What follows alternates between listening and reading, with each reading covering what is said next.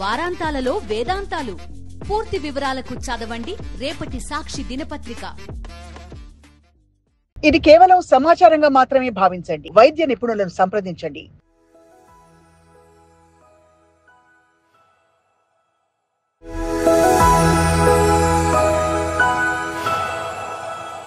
చాలాసార్లు డాక్టర్ గారు అంటే ఒత్తిడి ఉన్నట్టు కూడా చాలా మంది గుర్తించలేరు. బికాస్ అంత సైలెంట్ గా అది లోపల నుంచి పెనిట్రేట్ అవుతుంది. సో మరి దాన్ని ఎలా గుర్తించాలి? దానికి కొన్ని స్పెషల్ టెస్ట్లు ఈ మధ్య మనం చూస్తున్నాము. రైట్. సో మీకు ఇందాక చెప్తున్నట్టు స్ట్రెస్ తోటి ఇన్ఫ్లమేషన్ అనేది పెరుగుతూ ఉంటుంది.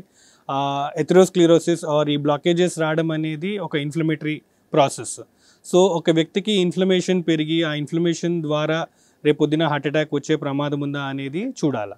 సో ఈ ఇన్ఫ్లమేటరీ మార్కర్స్లో కామన్గా మనం చూసే marker high sensitive C reactive protein అంటాం. అదొక బ్లడ్ టెస్ట్, HSCRP అంటాము. ఆ బ్లడ్ మార్కర్ అనేది ఇన్ఫ్లమేటరీ మార్కర్. అది ఎలివేటెడ్గా ఉంటే ఆ వ్యక్తికి ఇన్ఫ్లమేషన్ అనేది ఎక్కువ ఉండి ఆ ఇన్ఫ్లమేషన్ ద్వారా హార్ట్ అటాక్ వచ్చే ప్రమాదం ఉంది అని ప్రెడిక్ట్ చేయొచ్చు. ఓకే. ఈ HSCRP అనేది ఈ స్ట్రెస్ పెరగడానికి కారణాలు ఏముంటాయి? అంటే ఇన్ఫ్లమేషన్ పెరగడానికి కారణాలు ఏముంటాయి? అనేక కారణాలు ఉన్నాయి. అగైన్ ఇన్ఫ్లమేషన్ అనేది ఒక గ్లోబల్ ఫినామినా. ఇన్ఫ్లమేషన్ బాడీలో ఎక్కడ ఉన్నా కూడా ఈ మార్కర్ అనేది ఎలివేటెడ్ ఉంటుంది. సో ఈ టెస్ట్ని మనం ఇంటర్ప్రిట్ చేసే ముందు మిగతా కారణాలు ఏమీ లేవు అనేది ఫస్ట్ మనం చూడాల్సిన అవసరం ఉంది. ఒక వ్యక్తికి లైక్ ఇన్ఫెక్షన్ ఒకవేళ ఉంటే దానివల్ల కూడా ఈ HSCRP ఎలివేట్ ఉండొచ్చు. లేదా ఏదైనా ఇన్ఫ్లమేటరీ కండిషన్స్ అంటాం లైక్ రుమటాయిడ్ ఆర్థరైటిస్, SLE ఇలాంటి ప్రాబ్లమ్స్ ఉన్నప్పుడు కూడా ఇన్ఫ్లమేటరీ మార్కర్స్ అనేవి ఎలివేటెడ్గా ఉండొచ్చు. సో ఈ ఇన్ఫ్లమేటరీ మార్కర్స్ పెరగడానికి ఏమీ రీజన్ లేదు.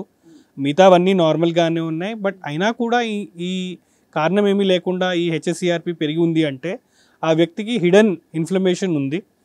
పాసిబ్లీ స్ట్రెస్ వల్ల కూడా ఇన్ఫ్లమేషన్ పెరిగింది అండ్ ఈ వ్యక్తికి సో కాల్డ్ హార్ట్ అటాక్ వచ్చే రిస్క్ కొంచెం ఉంది అని మనం కొంచెం ప్రెడిక్ట్ చేసే అవకాశం.